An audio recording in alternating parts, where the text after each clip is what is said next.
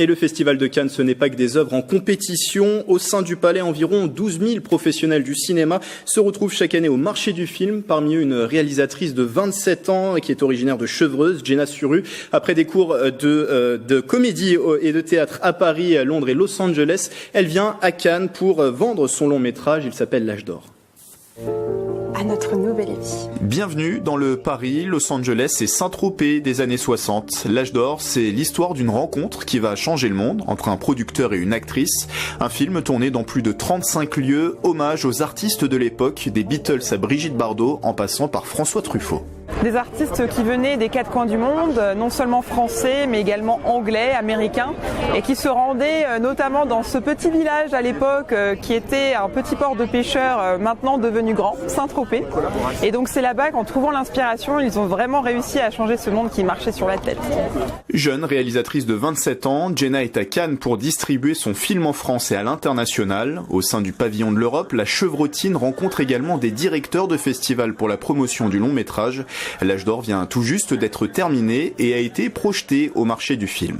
Les rendez-vous, c'est surtout les directeurs de festivals et pas seulement en France, c'est vraiment en Europe, en Asie, en Afrique, dans les Amériques, vraiment dans le monde entier. Les premiers rendez-vous ont été extrêmement positifs, les premiers retours sur la projection sont extrêmement positifs, donc on est vraiment très optimistes et très fiers. Et c'est que le début parce que je suis donc ici jusqu'à la fin du marché du Festival de Cannes. Le marché du film se clôturera le 23 mai, 2 jours avant la fin du Festival de Cannes.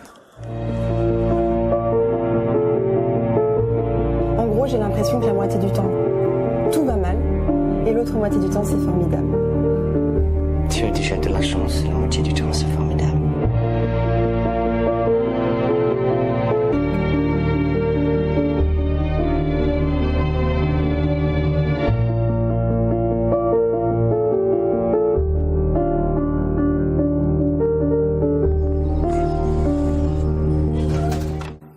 À partir de ce soir et jusqu'à jeudi, on retrouve depuis Cannes Hugo Casadamon en partenariat avec Radio Sensation, découverte avec lui de la réalisatrice Cécilia de Ars pour son film Mardi de 8 à 18 sélectionné à Cannes.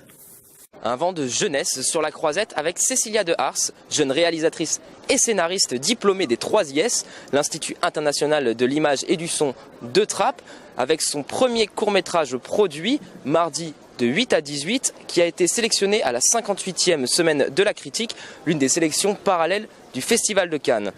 Elle n'en revient toujours pas, je vous propose qu'on l'écoute tout de suite, et juste après, on découvre un extrait de son film. Je suis vraiment très contente d'être ici, en plus la semaine de la critique, c'est quand même une sélection formidable, les gens sont super gentils. Je suis hyper heureuse de venir présenter ce film, en plus que j'ai fait avec une équipe vraiment merveilleuse. Logan! Y'a quoi, j'arrive. Eh, change de ton s'il te plaît. Mais j'allais rendre ma lettre d'excuse dans le casier de Miss Drummond. Ce film parle du métier de pion, du métier de surveillant. C'est l'histoire d'une surveillante qui fait de son mieux auprès des élèves, qui se démène avec dans un collège et qui va faire une erreur idiote. Elle va donner une casquette des objets trouvés à un élève. Elle a qui cette casquette? Pose ça. Je peux la prendre? Je t'ai dit non, pose ça. Mais ça, elle est à personne, wesh. Allez, donne. Oh, elle est à personne, je peux la prendre. Fais ta lettre. Et ça va entraîner des conséquences gravissimes, une bagarre, l'exclusion de l'enfant, en tout cas un risque d'exclusion. Donc voilà, le sujet, l'histoire du film c'est celle-là. Le sujet du film après, je voulais vraiment parler déjà du métier d'AED que je trouve, donc de surveillant, que je trouve hyper intéressant. En fait, c'est une espèce de poste un peu hybride où on est à la fois, on n'a pas beaucoup de responsabilités concrètes, en tout cas pas beaucoup de reconnaissance parce qu'on est considéré entre les adultes et les enfants. On est vraiment dans un poste où, on n'a pas de formation pour travailler dans l'éducation nationale. C'est vraiment considéré comme un petit boulot. C'est quoi, en plus c'est de ma faute, c'est moi qui t'ai donné la casquette, je le sais. Bah ouais, c'est ta faute. Mais non, mais si tu veux je leur dis, moi je m'en fous, on va voir la proviseure tous les deux.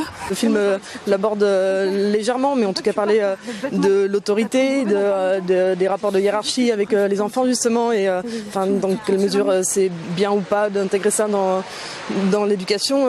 C'était un peu faire un petit panorama d'un collège un peu normal. Je sais pas si ça marchera, mais en tout cas j'avais envie de montrer un collège.